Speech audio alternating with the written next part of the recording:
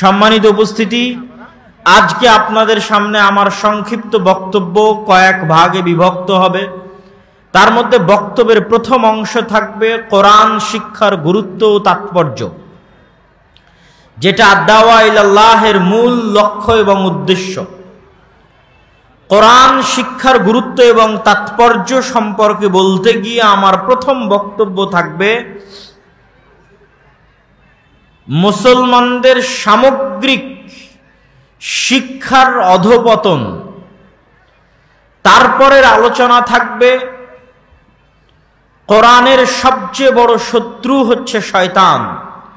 তারপরের আলোচনা থাকবে আজ মুসলমানেরা যে ভয়াবহ অবস্থার মুখোমুখি, তার কারণ কোরআন থেকে দূরে চলে যাওয়া।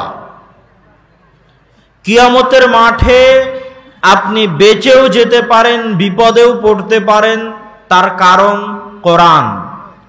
কোরআন শ্রেষ্ঠ হেদায়েতের মাধ্যম, কোরআন শ্রেষ্ঠ দাওয়াতি কাজের মাধ্যম, কোরআন শ্রেষ্ঠ সাদাকায়ে জারিয়ার মাধ্যম।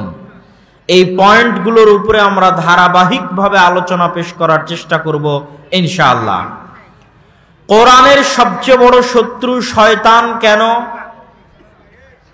আল্লাহ সুবহানাহু তাআলা এবং তার রাসূলের আদেশ অনুযায়ী প্রত্যেক ভালো কাজ বিসমিল্লাহ বলে শুরু করতে হয়। আমি পানি পান করব, বিসমিল্লাহ বলতে হবে। আমি খাদ্য গ্রহণ করব, বিসমিল্লাহ বলতে হবে। পশু প্রাণী জবাই করব, বিসমিল্লাহ বলতে হবে। প্রত্যেক ধাপে ধাপে বিসমিল্লাহ শিখিয়ে দেওয়া আছে। একমাত্র ব্যতিক্রম হচ্ছে কোরআন, যার শুরুতে বিসমিল্লাহ পড়তে হবে না।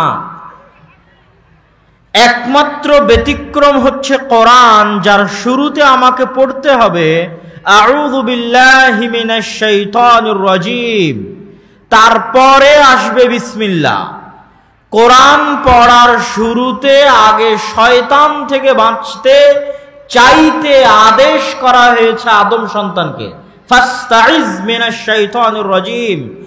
আদম সন্তানের উদ্দেশ্যে আল্লাহর আদেশ যে তোমরা যদি কোরআন পড়তে চাও আগে শয়তান থেকে বাঁচার দোয়া করো। এটাই প্রমাণ করে যে শয়তান আপনাকে কোরআনের কাছে আসতে দিবে না। এই জন্য পৃথিবীর আর সকল ভালো কাজ শুরু হচ্ছে বিসমিল্লাহ দিয়ে, আর কোরআন পড়া শুরু হচ্ছে শয়তান থেকে বাঁচতে চাওয়ার মাধ্যমে, কেননা শয়তান আপনাকে কোরআনের কাছে আসতে দিবে না।